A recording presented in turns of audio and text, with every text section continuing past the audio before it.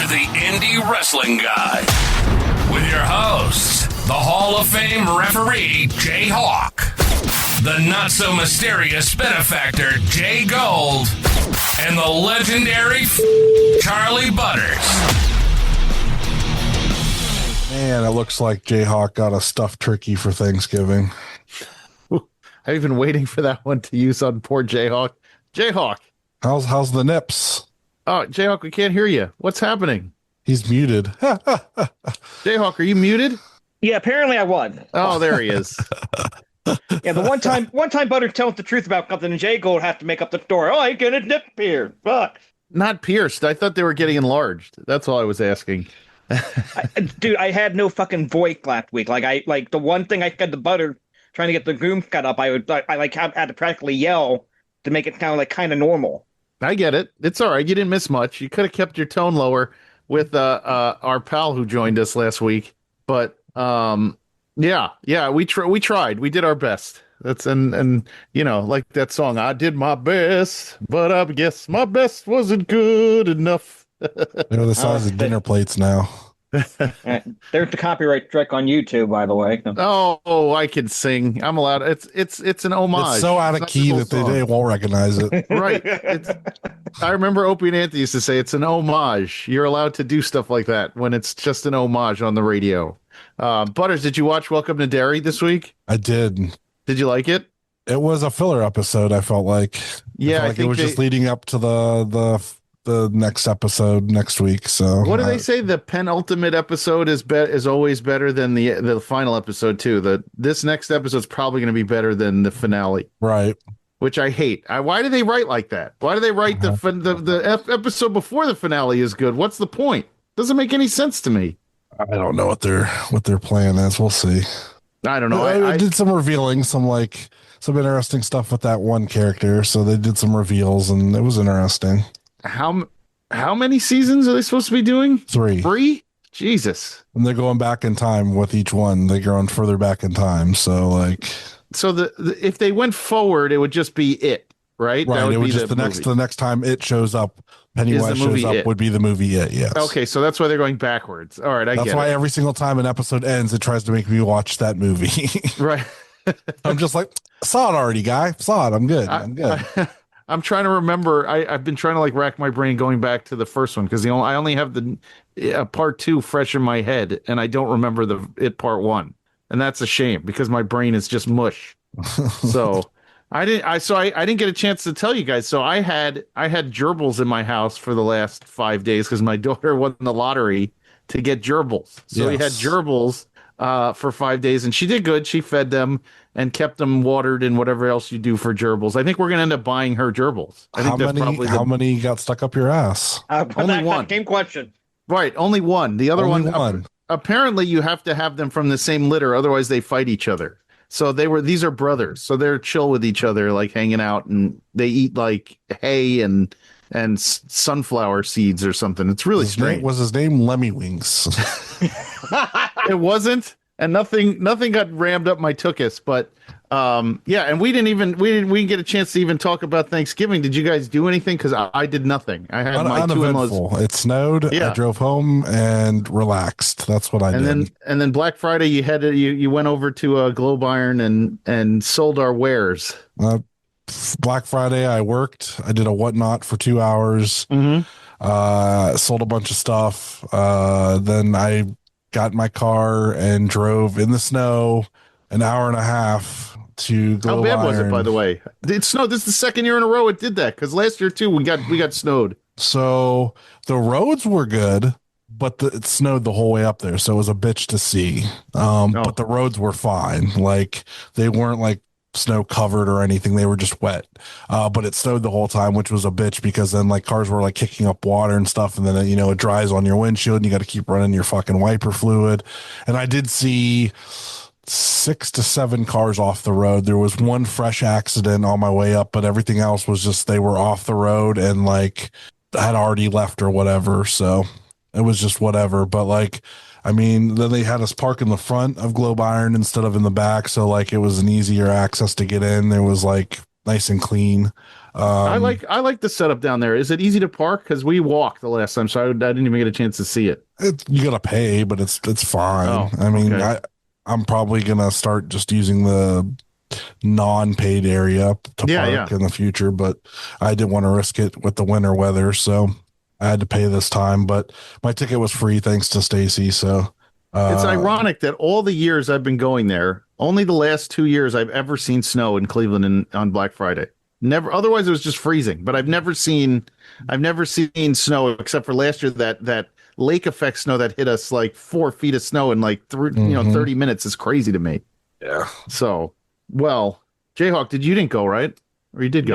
No, I didn't go. I couldn't get out of work. I had to work all day. By the time I got off work, there was no way I was going to make the show on time. But oh, crap. Okay. I mean, I'm really disappointed that this was the year that we missed. I thought the card was great, so we'll talk about it later. But I would have liked to have been. I like Globe Iron. I like the feel of it feels like a New York City, like the Hammerstein a little bit. I like the feel of the inside of that place. Yeah, I had to get management involved, like from our seat person to his manager to their manager to their manager to get a whole seat situation figured out. Oh, Scott Random asked on the Discord, the AIW Discord, if who you were sitting next to was giving you was a guy causing trouble or something. No. Oh, he I'm said not in there. I should be in there. Yeah. It was like a whole mess. Like, there's people that were sitting in the row that didn't have seats or were in the wrong section, and so other people had to move. So then these other two people sat in the seats that were supposed to be empty, that were supposed to be Stacy and Pam's, and Stacy was upset about it. So then I had to like try to get it all handled and everything like that. And finally we got them all moved at intermission, and then everything was fine. So okay. All right. Well, that's okay. Yeah, I don't have a link to get in there. Somebody needs to send me a thing to get in there because I'll send you a Discord. I can send you an invite, right? Okay. You should be able to. Yeah. I just anytime like I'm not a part of the Patreon thing, I just leave that way. They don't have to kick me out. But yeah, I couldn't find a link to get back in. So yeah, I think that was that's the only issue with that is I hate when people don't give you like don't know what they're doing when it comes to the seating. I hate that. Just hate it. I think it's ridiculous. Like the one guy was like, "Oh well, if everybody's got a seat, then it's not a problem. If somebody buys those seats, then it'll be an issue." And I'm just like, "No, like we're gonna fix this. Like somebody's not doing their due diligence here. Didn't pay for tickets. They need to get up and be standing. Yeah, whatever. Yeah, like, get up if you didn't get tickets. Tickets for $40 for that row. Like you don't get free. Free pass. Yeah, beat it. Give up that seat for crying out loud. Damn pores. Can I see your ticket? Oh, you mean the one I threw away? Fuck you, didn't throw it away. No. There's no physical tickets. It's all on that. That's all on your fucking phone. So. I'm aware of that, Butter. I remember going to a show when I was a kid, though. Some guy was getting like in the geek next to my dad, and the guy who had that geek comes over. The guy's like, "Oh no, look at my geek. Well, let me see your ticket." Oh, the ticket I threw away when I walked in the door? Yeah, you snuck in, motherfucker. Get out. Of course. Right. By the way, did you start Stranger Things or no? No, watch that show? It's all done. Oh, I'm like 2.5 episodes in. Today I was in the gym and my whole body just failed at one time. I almost fell off the elliptical. I couldn't lift any weights. I was just beat to crap. I don't know what happened. My body just failed out of nowhere. That's what happens when you get old. You just beat to shit and that's the end. Ugh. Anyway. Uneventful weekend, though. It sounds like none of us had nothing fun. Nothing. No, not really. Not really. Nothing at all. My kid's going on a sleepover weekend. Butter and I hung out a little bit yesterday, but... Yeah. Oh, that's nice. We watched some of the Buffalo-Pittsburgh game, and... You don't want to watch the Browns? No, I didn't want to watch the Browns. Fuck that. You weren't at least curious about Shedeur Sanders? I'm so curious. I watched the first game. He threw 2 good passes. The pack everybody was crediting for, oh, look at that big touchdown pack. He threw it fucking 4-yard goddamn skyway, and the running back ran 70 yards. Fuck that. It's not on standard. What I saw yesterday, I did see a little bit of the second quarter of the touchdown drive. I call the one good pack he fucking threw. Yeah, he doesn't impress me. He's fucking Dylan Gabriel with a little stronger arm. It doesn't matter which of them start. Yeah, no, it's a mess. I get it. The whole thing is a mess. So before we get to shout outs, I want to talk about one thing, the women's 250 tournament that we've been doing. Yeah. We each have we have a total of 20 names left. I've divvied them up into 4 brackets. So each of us will be represented in a bracket, and then our extra people will be in a 4th bracket. So somebody could end up with 2 buys going into the finals, or two spots going into the finals. So I'm going to put those out this week, starting today, Thursday. And you'll have all weekend to vote on them. So then on Monday next week, we will announce the final 4, and then we'll go into another vote on that, and that'll be that.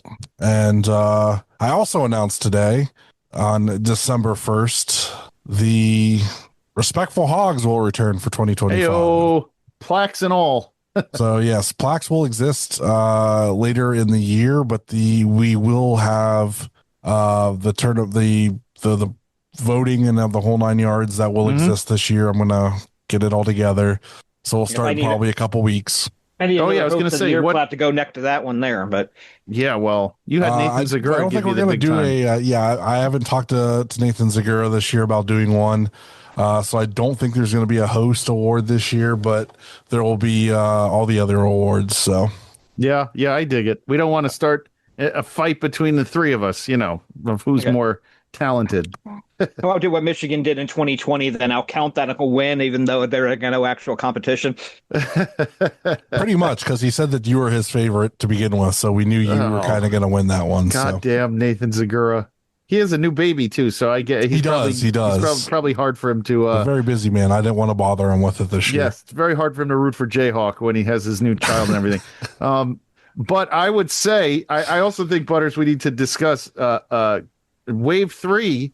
The gold standard IW guide cards are now out, and packs and signatures and everything are coming to people, and everybody enjoy the splendor that is me. The on most your card. Difficult, frustrating pack I've done so far, because trying to get people their cards so they can get them signed and get them back to me while there was only 2 of them has been a headache. And I said, from now on, it will be people that I can regularly see at a wrestling show, or I just won't release a set until I can regularly see people at a wrestling show and get it done. And I won't announce it until it's all finished and completed, because it's been a headache. It is the highest selling so far, but mainly because of the only person anybody cares about, Pedro. Yes, this is true. I think you're missing somebody, but that's just me. No, I'm not, JGold. Look, a reason I drew it out that way. Oh, I think you're sadly mistaken, JHawk. I'm pretty sure. Let's do that poll on Twitter. Who prefers the Pedro card over the JGold card? Let's look at this. Pedro had a really nice long paragraph about getting a rookie card. JGold just talks about himself the whole time. Didn't thank me for making it happen. Nothing like that. Pedro thanked me for making it happen. Made me feel special for making his dreams come true. JGold's just like, yeah, I did this all myself. He's just that's just the guy he is. It's just, he just thinks he deserves it or something. JGold doing the Cali Field at the Oscar. You like me. You really like me. Mm-hmm. Everyone is buying this pack, and I know for a fact they're buying this pack for me. And I appreciate all of you for that, all the fans who now have my picture on your refrigerator or wherever you put it. So, there were 500 votes to have JGold have a card in this cut. He would have had more, but he ran out of stamp. That's correct. Inside your lockers, as police and firemen do, you put my card right in there to give you motivation every morning. All sorts of places I've heard that these cards are going to appear. So, congratulations to everyone who gets one, and whoever gets the cracked ice version hologram, God bless. Shout outs. Bagel Monger Zach, who was in town but was only in Columbus to see his mom for Thanksgiving, so he didn't get to come visit. And with the weather, I wouldn't have wanted him to try to travel up this way anyway. And of course, Patty, who was at the show. Hey, Patty. Who purchased a couple packs. She told me specifically the JGold card was going to get used as a cat litter scoop. So that seems unnecessary to do, Patty. I think you'd want to keep that, as a keepsake to when you need something to like uplift you, you just look in your wallet and my card can be in there. Anyway. You're thinking of the Pedro card again, JGold. That's right. Pedro. Yes. All Pedro all the time. He even signed all those. His signature was great. He has a nice signature. Mm-hmm. You got to figure out how to do that. Anyway. Oh, boy. I have to practice my worker signature. I still haven't you're going to have to practice until you get that pen on Friday. I know. I got to get that all squared away because I need to make sure that these look, Can I ask you something? Do you sign them and then leave them out for like what, an hour, let it dry? Like maybe 2-3 minutes. You should be good. And then it'll be okay? Mm-hmm. All right. I think Pedro's I had out less than a minute and they were dry. So okay. It's a very good pen. JGold's gonna kind of with his full name, that way he can put the little heart over to dot the I. I am only using JGold because it's the worker's signature. I'm not gonna put my full one on there. Can't have that. That's too big anyway. It's too long and ridiculous looking. So, all right. Now that we know where everyone is with the cards, and I'm very pleased that it is the best selling pack of all time. Right up next to that Charizard card that Logan Paul wears around his neck. The JGold card will eventually be in a glass case around Logan Paul's neck. Could you imagine that if he actually did? Give me another reason to hate Logan Paul. Absolutely. Right. Jesus Christ. Fuck that. Oh, man. That would be amazing. What's on? What's on this weekend? Saturday, December 6th, 11 o'clock Eastern, 8 p.m. Pacific. Game Changer Wrestling presents Highest in the Room 4 in Ukrainian Culture Center in Los Angeles, California. Lineup as of now: Ultraviolent champion Matt Tremont defending against Damian Kick. Jack Evans against Joey Janela. Kiklope against Drew Parker. Raquel Kelly against Viperus. And the GCW World Champion Atticus Kogar defending against the man he beat for that belt, Effie, in the big rematch. That's interesting. All right. I don't need to see Kogar and Effie again, but okay. And I'm going to go with our boys, our buddies, which is something that I'm still trying to figure out if I'm going to, because my kid's coming back that day from this sleepover upstate New York in the snow and everything on Sunday. It's ETU live from the Mecca, Sunday, December 7th. It is Nowhere to Hide, featuring the 5-on-5 elimination tag, Team ETU versus the Expected. On this card, the Shooter Boys versus Smash and Burn, Devious Cast versus Angelo Carter versus Shimbashi versus Sammy Diaz, Braden Toon versus Conan Lycan, which I've been waiting to see live for so long, and I'm starting to get sweaty that I'm thinking about I might not be able to make it on Sunday, and it sucks. Josh Bishop versus Sam Holloway, I think that's the number one contenders match. Gabby Forza versus Zeta Steel, no disqualification Becca versus Janai Kai, and in the elimination match, the Expected is Ikuro Kwan, Matt Mako, Gabriel Sky, Austin Luke, and Alec Price versus Marcus Mathers, the Killionaires Club, and they need two more because Kenny Broadway has been pulled for injury. So Marcus Mathers is naming two more participants. I don't know who they are. They have not put them out yet. I wonder. I don't see the ETU champion listed anywhere on that card. I don't know if. Oh no. I've heard some things about a TNA taping, so there may be a reason why our friend is not on that card, but who knows? But we'll see what happens as of Sunday, and that is at the Mecca, 4:00 on the Independent Wrestling Television Network. Okay. Real quick before we get to the review, Butter, you and I talked about this last night. We wanted to ask JGold a question. The last you remember, JGold, yeah, who was the IWTV Independent World Champion? The last time I remember, yeah, like who is the champion? When you think of the belt, who do you think is the champion right now? I would have thought Marcus Mathers, but I'm pretty sure he lost that to Cruel. You're right that he lost the belt, but it was not to Cruel. Who the farts did he lose that belt to? No idea. Fancy Ryan Clancy. Is that real? That's real. And he's had 5 defenses of that belt already. Wow. I had no idea. Was I supposed to know that? Yeah. No, that's terrible that I didn't know it. We're Indie Wrestling Guide. We didn't even know about it. Mm-hmm. I saw a picture. He's like, oh, yeah, he's defending the belt. I'm like, when did Marcus Mathers lose the belt? Yeah. So. Well, that is. Yeah, Ryan Clancy defeated Marcus Mathers on October 20th at a Wrestling Open Rhode Island show, and he had 5 defenses of the belt since then already. He's had 5 defenses in 6 weeks? Yeah. Wow. And that's more than I would think. That's more than I think Cruel had when he was the champ. Yeah, just defended the title last on the 27th, so Thanksgiving Day. at Wrestling Open. Interesting. Okay. Wrestling Open, which is always on, so he always has a reason to defend. Part of the reason he got 5 defending already, like 2 of them are Wrestling Open and 1 of them got beyond. But right. I'm going to go ahead and say IWTV Jerry, you got to do better with this title. So at least do a better job publicizing it. Yeah, that's what I mean. I had no idea. That's what I'm saying. You got to do better. You got to give people more. They got to understand what's going on here. How did we miss that? I don't know, man. I don't know. That's our bad. All right. Indie wrestling guy. That's our bad. All right, let's get into our review. Let's get it. Doing a review. All right, and we are going to be reviewing AIW Hell on Earth 20, which took place November 28th from the Globe Iron in Cleveland, Ohio. Snowy Cleveland, Ohio. We had a free view match, and I guess there was some technical difficulty, but my feed showing it in progress. I didn't even see it. Nat Cackle. I didn't see it, unfortunately. I didn't have it. Didn't come up on my subscription, which I don't know what happened. But I think I was too late. So I'm going to leave this one to you guys. What'd you think of this one?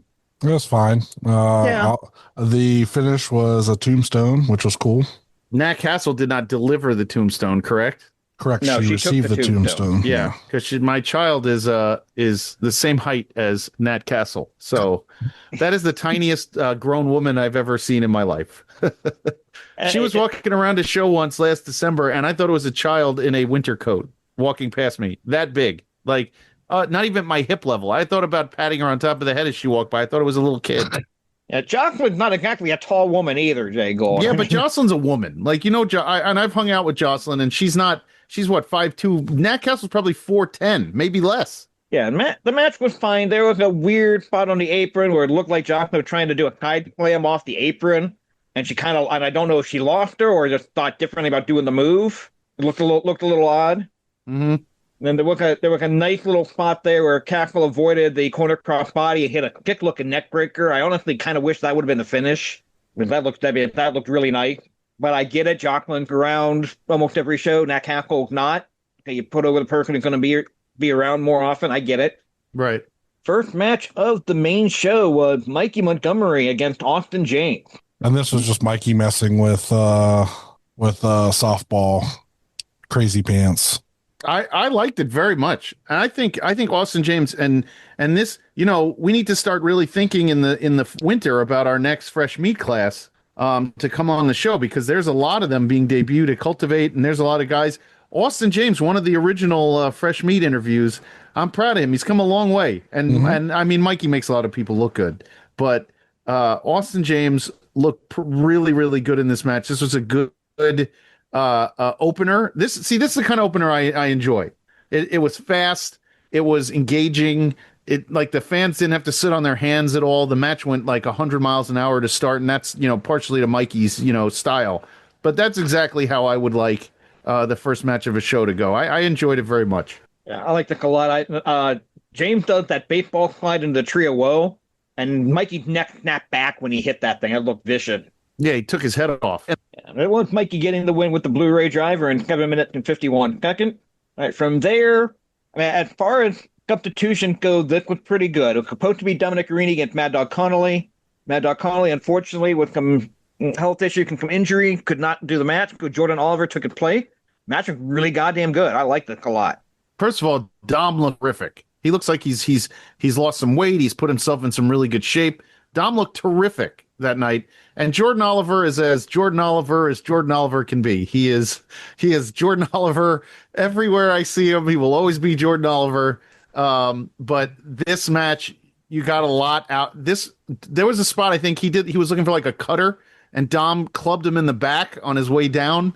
Like, this was one of those type of matches that Dom was able to show his power, and Oliver was able to move around with him. This was a fun one, and I was okay with the switch. I know Butters wanted to see Mad Dog Connolly and Dom bite each other's faces off, but this was just as good. It felt like the crowd sat on their hands a lot for Jordan Oliver, like they did, and they're like, okay, impress me, which I don't like when crowds do that, because like dude has a name. Like, if you watch AIW, you've had to have heard of Jordan Oliver at some point, even though he's never been there before. This match was definitely a styles clash. Jordan is a very flippy moves kind of guy, and Dom is very like technical and powerhouse based. So it was a weird clash, like seeing like them try to do stuff. But I thought the last like 5 minutes was good. I like when I watch Dom wrestle, I like when he does those 8-minute sprints where it's just like all out war for 8 minutes and then it's done. Like that's prime Dom match for me. Is like, that's anything like different he does fine in, but it's just not my favorite. I like 8-minute Dom matches when he just destroys for 8 minutes. Yeah. I JHawk, I don't know if you know, because you have more in your head about this, but I think Dom is one of the only ones on the indies who does the muscle buster. And I think I've talked about this before. He's the only one who can, every time he does it, it looks devastating, but I know that's a great finisher for him. It is a perfect move for a guy for Dom. And I don't know a lot of people or anyone who does the muscle buster besides Dom.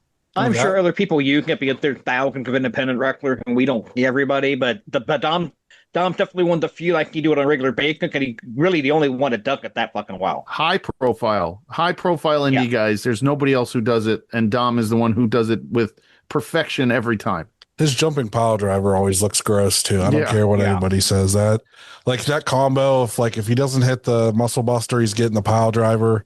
It's always looks gross. That jumping pile driver, just like there's nothing like it. Like I don't see anybody else pulling a pile driver like that out. It's good stuff. Yeah, no doubt. Dom gets the win with the muscle buster, 9:55. From there, we get a fun little tag team match here. PME against the Cosmic Cowboy. I love Shelby and Paul London together so much. It's so fucking good. Who would have known?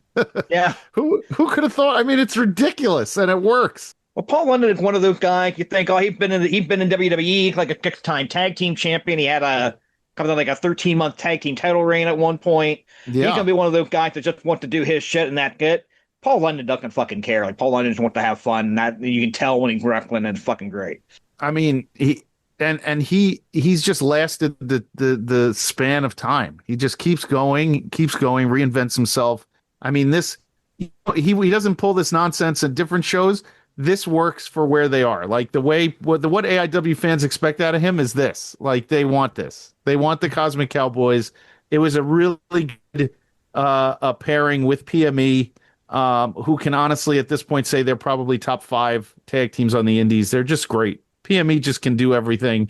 And I just loved watching the two. I liked when they came out on the horses and they like bumped horses. Like I thought that was fantastic. Like Shelby's a great wrestler. JGold's a big fan of sword fighting and touching tips, if you couldn't tell. Docking. Think that count dirty or not. Even worse, Josh. Think that count dirty but aren't touching horses. Right. Touching horses. Hobby horses. Gently. But yes, they are an extremely fun tag team, and something that I didn't know that adds a lot now to the AIW tag division if you keep them together like at different shows, because they're definitely a threat. They could win any match, so I enjoyed it very much. Good match. The only issue I had with it, there was one spot where PME were throwing Shelby into the crowd, and London saved him, and it took forever for London to come in and make the save. It's like, you're either going to throw him or you're not at this point. Just fucking do something. Right. Makes sense. Yeah, the one where you can tell they're overly contrived and they're waiting for something to drive me nuts. But that was really my only nitpick of the match. The match was really, really good, really fun.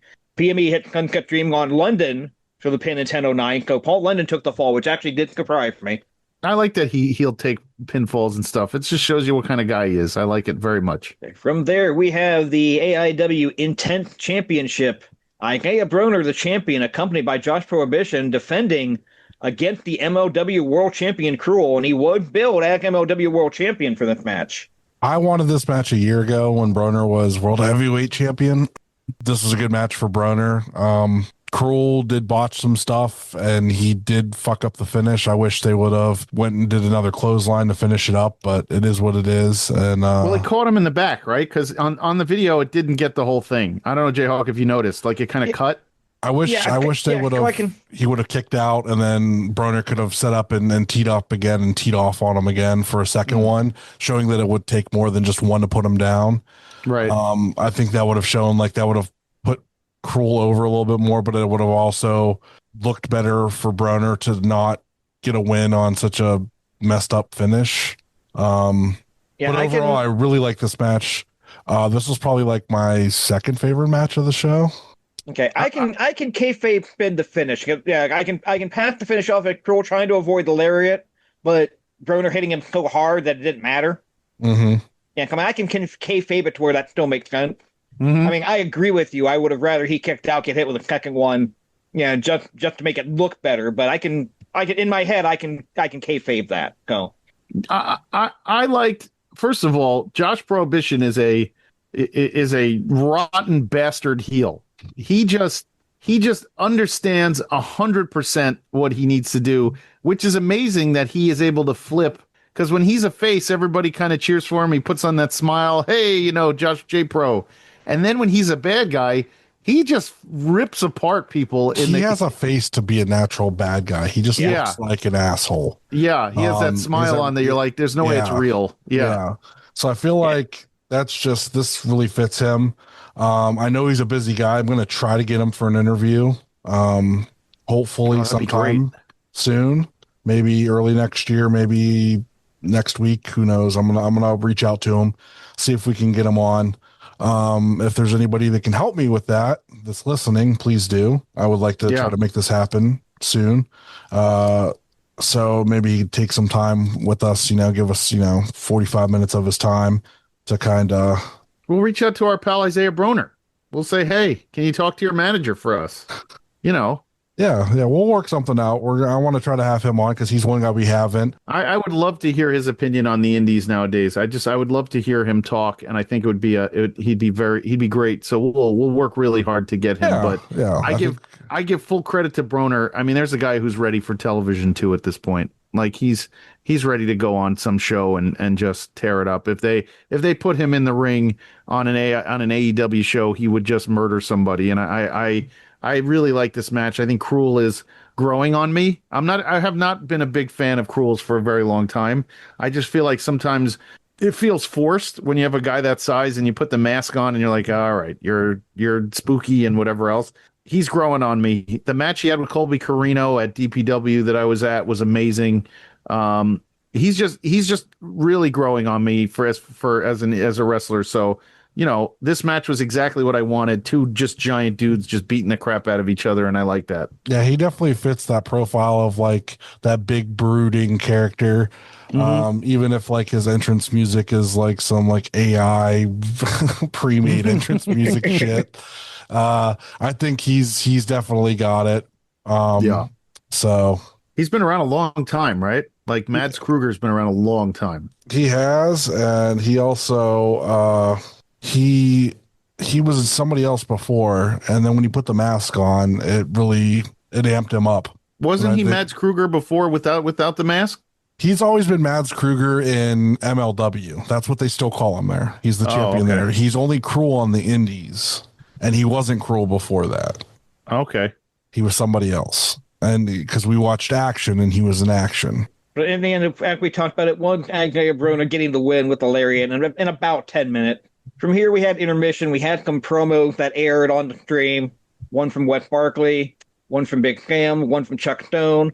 And then there was a hidden camera deal with Duke and Eric Taylor where they noticed the camera eventually and just invited the camera in. Then during the intermission, Malcolm Cambridge got on headset to push Cultivate, talking about the return of members only, getting some Captain Jerky while he was doing it. And then Dr. Dan joined him for a little bit, and they talked about some stuff before the show started back up. New dad, Dr. Dan, which is great. Congratulations to Dr. Dan. I love it. We come back from the intermission with the fatal four-way match. Wes Barkley, Tyler Jordan, Alec Price, and Tyler Bray. One of these things is not like the others. Here it is. Hey, listen, I thought it was fun. I mean, I had no issue. Tyler Breeze is I think he fits right in at AIW. He does. He's fucking awesome. Yeah. Super cool guy to talk to. Super easy to talk to. Very happy that he has done some AIW stuff. I think it's super cool to have him around. Mm-hmm. That's not lost on me. It's really cool. When I first got there, he had like his hood up and stuff, and I didn't even realize it was him because he didn't look like him, because he had like his hood up. He looked like a skater kid. Like I was like, who is this like kid waiting for to like to who's he helping or whatever. And then I realized I got closer and I was like, oh fuck, it's Tyler Breeze. So he understood exactly what they wanted from him in this match. I will say that. Alec Price is just the Alec Price is the gold standard of and as we said, top tier independent gold standard wrestler right there. Tyler Jordan. Jordan can learn from him. I think my favorite spot of the entire night within this match, everybody going for Frog Classic and Mick and Tyler Breeze, like Tika going to, it's like, nah, fuck, I'm just going to lie on the top rope, let them all do their shit. Yeah. Right. Tyler Breeze, smartest man in Globe Iron. And they give the big W to the stroke, Charly Butters. I don't understand. You know, I wanted to go in that direction, if only because with it being a 4-way, like you don't have to pin West. No, West's not gonna have to win. Right. I get he got the title shot from the cash in from winning J-Lit, so you don't want him to lose. But you could have had Alec Price and Tyler Jordan or the other way around. You didn't have to you didn't want the neck need to be involved in the fall at all. Right. Tyler Jordan was eating that pin no matter what. Whoever won that match was pinning Tyler Jordan. It didn't matter which three of the other three were going to win that match, but Tyler Jordan was being pinned in that match, and that's okay. He's a kid. That's all right. But he was definitely, no one else was going to see the lights on that. Nobody. Yeah, but I get the reason for the booking. It's not what I would have done, but it's not like it doesn't make sense. Right. No, it makes sense. All right. And after the match, Wes Barkley challenges Nick Nemeth for Akron.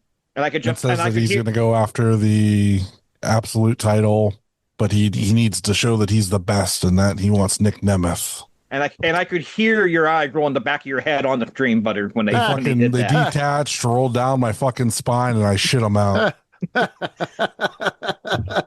So that's not going to make me go to Akron. Malice at the Palace. That's going to be dope. I mean, I'm probably not going to Akron for the show regardless, but what they announced, what was announced after the main event would make me go to Akron. Yeah, we'll get to it. Even though I don't think he has a chance, but I don't know why. I would love for that to be the angle. Trust me.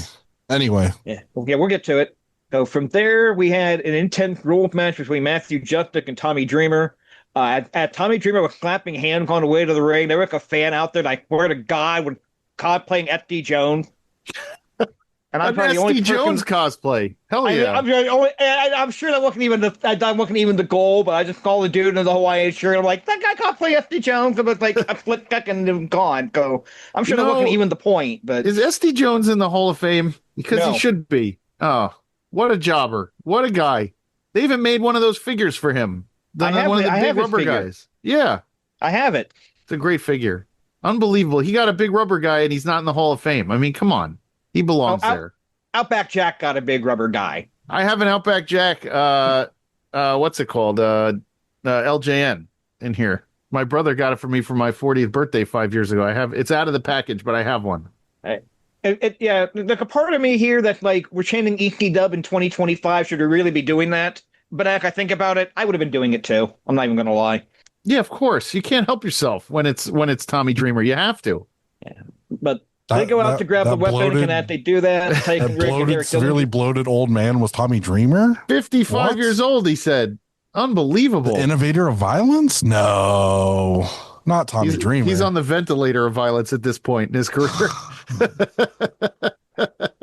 I've been on show with Tommy Dreamer. I've worked Tommy Dreamer matching. I can't say anything bad about Tommy Dreamer. There's nothing. I'm just joking. I don't have anything. He's 55 at this point. It's crazy that he's still doing that. He's a podcaster.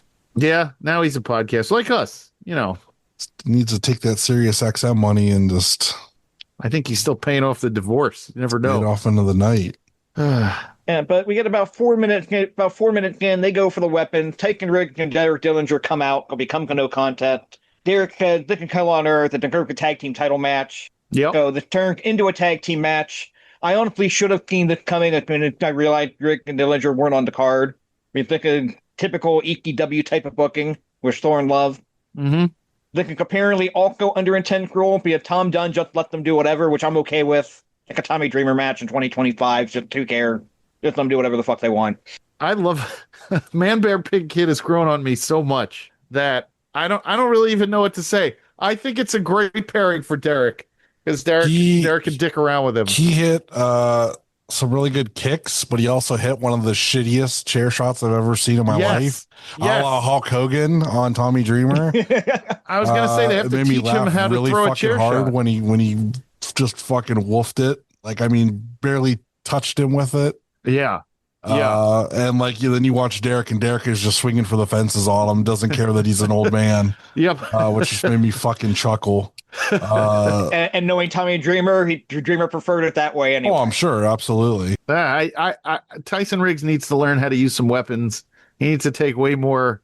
He's like, I'm gonna give it to him real light, so I'll give it real light to be back. Right. He needs to take more weapon shots. Like someone needs to. He needs a tube across his back. It'll like, change you. It's almost like he has a teacher that is his tag team partner that could probably tell him how to fucking do it. Yeah. But I'm telling you, he needs a tube. He needs one tube across his back, and it'll change everything for him. He does. You and your one tube theory, I love it so much. It does. It changes a man. The one tube theory. Yes. It absolutely changes an indie wrestler or any man who takes a tube on the back, and it'll tell you what kind of man you are. You're either in for the hardcore or you're not after you get hit with one, and that's okay. You don't have to be in on it, but I want to see what you're made of. Give him one tube across the back. One. See the glass, the spooky dust, and see how he responds to it, and if he flinches when they swing it. Anyway. Derek low blow Dreamer and rolled him up for the pin to retain the championship in 9:15. After the match, Derek and Rig act for respect. They get handshake. They also get Piccoli driver through table, or door, I guess, in 2025. Doors. And then Dreamer put over Cleveland, put over Matthew Justice, and basically said he wants to actually have the match with Matthew Justice at some point. Yeah, I don't think he wants that happening. Yeah, I don't think he wants that. That's a lot of, like I said when it was first announced, it's a lot of heavy lifting on Matthew Justice to get that match to be good in 2025 or 2026. So you got to get that match at a second gear. You know what I mean? It's not easy. All right, from there we have our semi-final match. It is Big Sam Holloway, Mike Santana, 1-on-1. This was my match of the night. Yeah, absolutely. Oh, Big Sam's starting to become a TV wrestler. Like, he's very polished. He knows what he's doing. His look is polished. I think was something wonky at the finish. Yeah, something happened with his eye. He was still icing his eye after the show. I didn't go up to him and ask him what was going on because he always kayfabes the fuck out of me. Yeah, and he does. So I don't even bother to ask him for real anymore. Yeah, he does it on purpose to me. I'm pretty sure. Yeah. To answer your question, JGold, and I don't know that for a fact. I'm making it from what it looked like when I was watching everything. But it looked like the finish was supposed to be Santana getting out just a regular power bomb, and he couldn't lift Cam for whatever reason. So they provided to go into that kind of more of the spine buster. No, it was a pop up. No, it was a pop up. He got him. Yeah, but I think he was supposed to just be a regular power bomb. I don't think the pop up was the finish. Well, he did it, and then when he pinned him, you saw Santana like shake his head. And they went, and Jeremy and them went over to talk to Sam. So I was like, maybe I thought something happened, like he had a concussion or something and needed to call it at that point. But that I don't know. Yeah, I didn't see what happened there at the end, but it looked like there was something wonky because Santana didn't look like it was the finish that was supposed to be there. But still, this match was awesome. And the fact that Santana beats Sam up, he goes into the crowd, he goes over the barricade, then he clears the runway, and Sam jumps literally over the barricade onto Santana and lands on his own feet. I mean, that was that looked amazing, a guy that size. Every time he does stuff like that, I'm stunned. Yeah, I'm definitely glad to keep Santana in AIW. I hope he somehow able to come back on a more regular basis. I know between TNA and the indie booking he already take, and TNA got to do with WWE, it's probably not happening. This is my house, da-da-da-da-da. Santana was like, sad, man, I'm gonna beat your ass in your house. Yeah, they beat the piss out of each other. And Santana's music, by the way, I don't know, Butters, in person, it gets people pumping when he comes out. Like that whole New York City sound is just something that everybody loves. This was another of like people like knew who he was, but they were like, show me something. So they weren't trying to like really get into it. But I was into it. I was excited for him because I know who he was. Because when I had him sign his figure, I was like, "Hey, can you put ETU champ?" And he like paused for a second, was like, "Huh?" And I'm just like, "I'm friends with Struggles. Like it's I want it on there because like I know you're the ETU champ." He's like, "Okay, cool." So he put ETU champ on his figure that he signed for me. So yeah. I But love that. So I look like the fool to start off with because I went to get out my white marker to have him sign it in that, and I pull out my trusty just mini Sharpie, and he's like, yeah, it's not going to look good on there. And I'm just like, oh, fuck, I grabbed the wrong thing. So then I pull out the right marker, but it's in the packaging still because I leave it in there so it wouldn't leak out in case it like leaked and it didn't leak all over my bag. And then he's like, I just got this one. He's like, it's good. It'll work. And he did it. I was like, okay, yeah, fine. Cause I was like kind of holding up the line. And I'm just like, every fucking time I try to like have a moment with a wrestler, look cool in front of a wrestler, I look like a fucking idiot in front of a wrestler. Like never fails. Every time with Ethan Page, I'd always look like a fucking idiot trying to talk to him about something.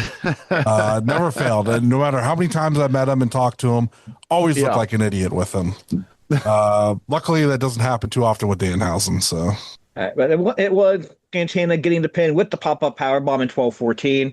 And then we have our main event. Now, before you get to the main event, JHawk, I just want to say, I thought the pacing for the show was really good. Leading up to the main event, I thought the pacing was really, really good. I thought all the matches, timing-wise, nothing kind of overstayed its welcome at all. And I thought this match went a little long. A little long? I get it. It's the gimmick. I get it. A little long? Oh, we'll talk about that. The AIW Absolute title on the line in a casket match. Chuck Stone defending against Eric Taylor, accompanied by the Duke. Casket matches are tough to do and make them interesting. Especially in the indies. I'm not going to get here and shit on the match quality as a whole. Casket matches are tough. I've refereed them. They tuck the referee. You're standing there by the casket going, oh, somebody going to come in the casket, I'm going to shut the lid. They are what they are. We get a cool moment with Arthur MacArthur returning. That was a cool moment. You guys like that? You like it? Yes. I did like that. Yeah. I love it. Vulcan Keegan reunited. Crowd was nodding into it. JGold and I were obviously. And a few people recognized him. I was going to say that to you. I didn't hear a big pop. I thought you were going to hear like, oh, it's Arthur. No. He's been gone so long at this point. I don't know if the current audience recognized him. It's true. You're right. He has been gone a long time. Yeah, I mean, I think that's what it was. For those who are longtime fans, Butters obviously disagreed. I thought it was cool. JGold obviously thought it was cool. You didn't see that grown man in a leotard up close. That's fair. Listen, time waits for no man. You know. Yeah. But we get the cool moment. We get the hug. You got to give the people what they want. There's a spot where Duke uses the boot to prevent the casket from closing, which was a nice spot. I like that. Yep. We get Artie and Duke fighting to the back. You're in a perfect spot to do one or two things and go home. They went 10 more fucking minutes. You were 15 minutes into the goddamn match when Duke and Artie fight off. It's one-on-one. You're ready to go home. Fucking take it home. You're not wrong. You're not wrong. Yeah, they 2-3 minutes after that, top. They went 10. Yeah. And it definitely, I thought when they cleared out, you're absolutely right. I thought we were going to have some kind of finish there. Definitely. Yeah. Yeah. That's my big grand. Like, why did it go 10 minutes after that? The spot that finished it though was great. And it's hard to dump somebody into a casket from like the middle rope or whatever. And I thought the spot that finished it was great, but I agree. Yeah. But it did go too long. Yeah, I had 25:52 at the total time. God damn. They were just over 50. When I looked at my watch when Duke and already fought to the back, it was like 15:20 or something in that range. So they went 10 minutes after they brought to the back. Chuck Stone does retain. After the match, we get the Balkan Keegan reunion. I was honestly hoping Artie would turn on Chuck, just because I thought it would have been funny. But we got it better. Mm-hmm. Big Cam comes out and lays them out. And then he cuts the promo saying that he wants the shot at the title and he's going to take the title to WWE with him. I'm into it.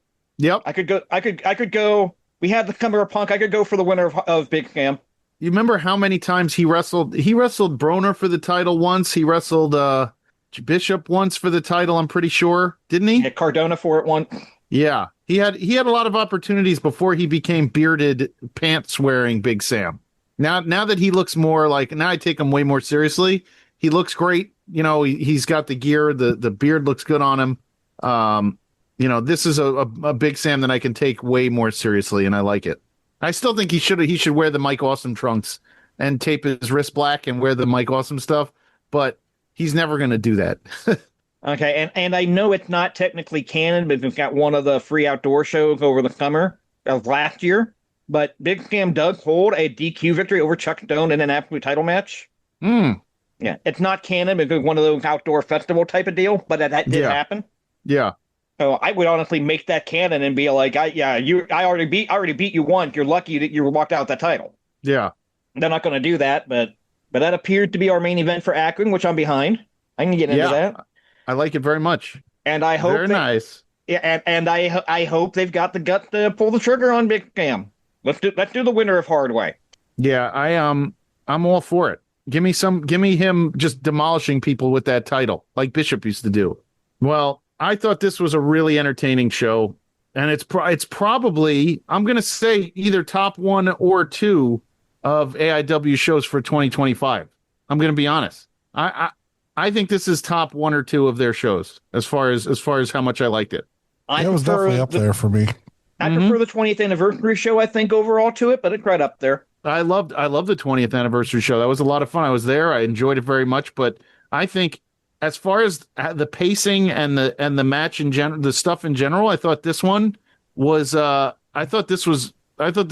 notch. Honestly, I sent you guys a photo that Michael Porter took. Yeah. Of the choke slam that Sam gave Arthur.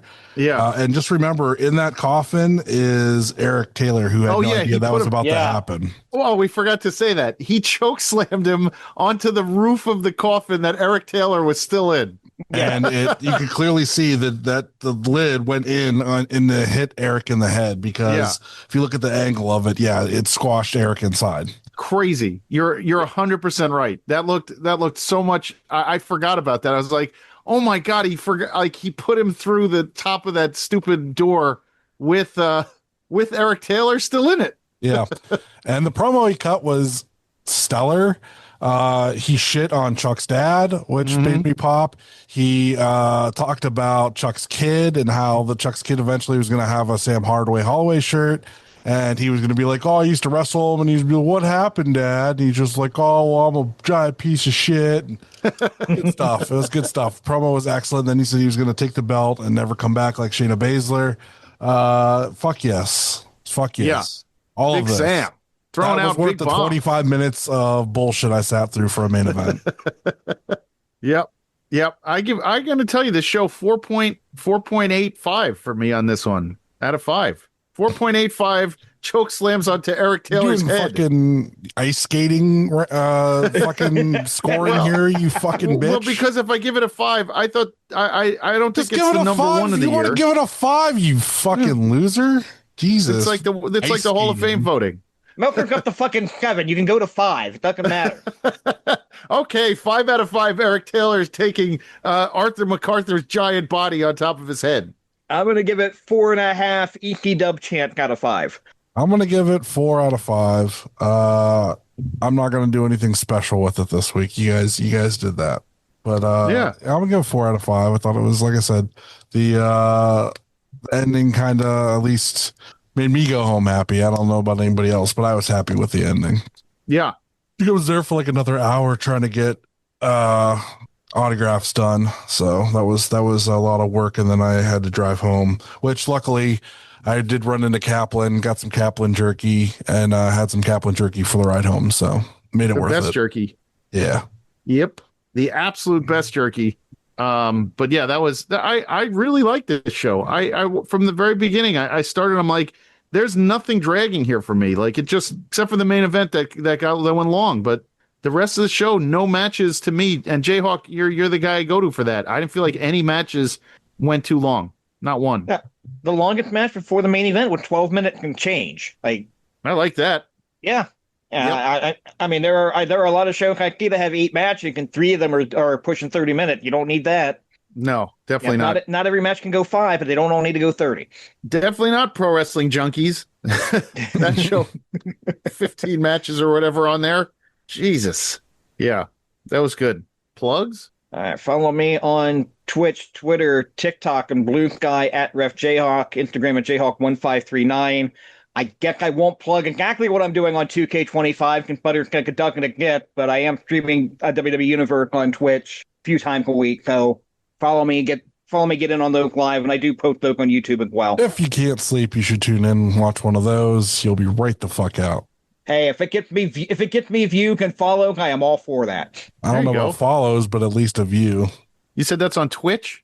Go to my Twitch at Ref JHawk. I stream 2 or 3 days a week. You at least trying to do that universe. Go.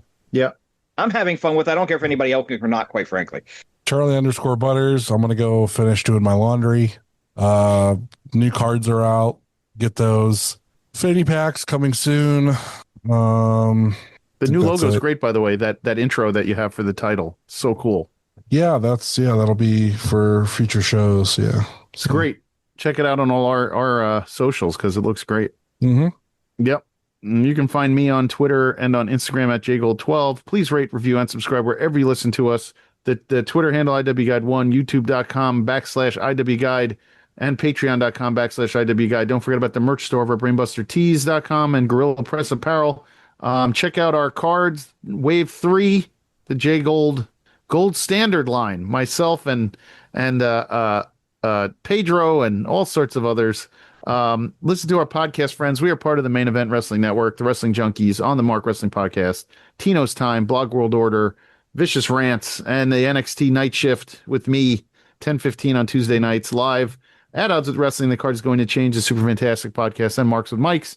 Check out our other friends, Monsters in the Toy Box, Toy Hio, Rubber City Toys, Neo Pro Wrestling, No KCR Creations, Stash Pages, and Pally's Beef Jerky, which we've already said is the best beef jerky by our friend Kaplan.